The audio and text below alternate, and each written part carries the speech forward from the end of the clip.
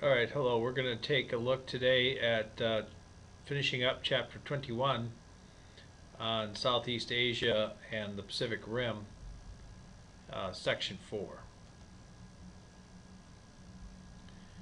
We're going to look at the war in Vietnam and, of course, spend some time discussing that in class and some activities involved with how that has affected our own country's history as well as the world.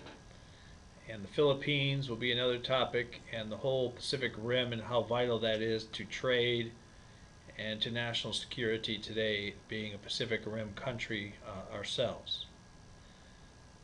First, the area what makes up Vietnam, Cambodia, and Laos today was known in the 1950s, shortly after the Second World War, as French Indochina.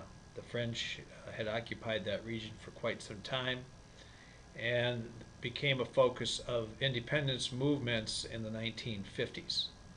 The French fought to maintain control, but eventually pulled out in 1954, leaving a power vacuum and a tendency towards following Ho Chi Minh, the communist leader in the north. So the United States began sending advisors and help to the South Vietnamese to try to push back the influence of Ho Chi Minh in Vietnam. Eventually, after the so-called Gulf of Tonkin incident, the President Lyndon B. Johnson was ordered airstrikes in Vietnam as retribution for the Gulf of Tonkin incident, and that led us eventually into what's commonly referred to today as the war, the Vietnam War. So the French, of course, as we said, pulled out, and the South got help. The South Vietnamese Regular Army, the People's Army, against the Viet Cong in the north, and also some of the other rebel groups in the north as well. The Gulf of Tonkin was where, in 1964, the United States indicated that Vietnam had attacked our ships in the Gulf of Tonkin. This is disputed today by many historians. And as we continued and the death toll mounted in our war in Vietnam that progressed from there, many people in America became disenfranchised with the war, and we began losing, even though we won most of the battles in the war, we began losing support at home, many protests, and the war continued to drag on with many more deaths, and America grew weary of the war, and eventually we signed a ceasefire in 1973, which we basically left and allowed then the South Vietnamese to fend for themselves, which they didn't do very well at. Excuse me. So the North was able, not too long later, by 1975, the North Vietnamese under Ho Chi Minh was able to conquer the rest of Vietnam, and all the close allies in of America and American advisors were able to escape from Saigon, and anybody who was left was executed by the communists.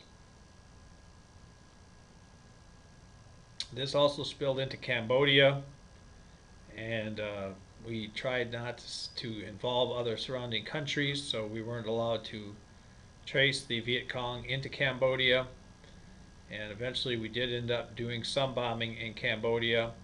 And when we left from the Vietnam War, Cambodia also went into the hands of evil dictator Pol Pot. And Pol Pot slaughtered millions of his own Cambodian people.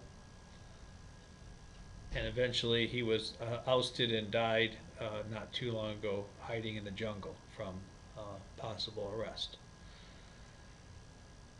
So that was how things came to be with the war in Vietnam. This Map from your book shows some of the war fronts, the battles, the National Liberation Army and the North Vietnamese offensives, particularly the Tet Offensive around Christmas, New Year's of 1968, which the Americans were able to put down and even win, but lost after 1968, lost the will of the American people. So we talked about the Khmer Rouge and under Pol Pot in Cambodia. Now on to the Philippines. As you recall, in World War II, were a pivotal battlefield in the Pacific and became close allies to America, who fought hard to defend the Philippines and to also return it to the Filipino people from Japanese control. They suffered for many years under dictator Fernando Marcos, who promised reform but actually became a dictator and enriched himself and his family. Later, Corazon Aquino became the president and restored somewhat of a democracy in the Philippines, which today still exists. They have democratically elected Congress and leaders and enjoyed some economic growth, but as most of you realize, the Philippines, most people live in very desperate conditions, cramped, and is definitely in third world environment. So these would be considered developing countries, such as Myanmar and Indonesia. Myanmar, formerly Burma, is now, in 1990, the government, since 1990, has held harsh control over its people, not allowing any opposition parties. However, in the last 3 to 4 years, there has been progress made, and in fact, there is much more reform. The opposition leaders have been released from prison, and so we want to keep our eye on Myanmar and see if there is more progress there. Indonesia as well, being the largest, by way of population, the largest Muslim country. So there is something to watch there as radical Muslims attempt to have more and more influence in the countries of Southeast Asia and Southwest Asia.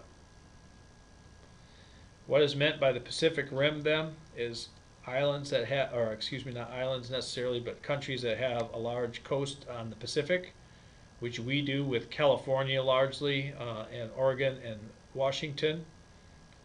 So California is our major economic power as far as states are concerned, and it has obviously important Pacific ports for trade with China, Japan, and the Asian tigers that we talked about last time.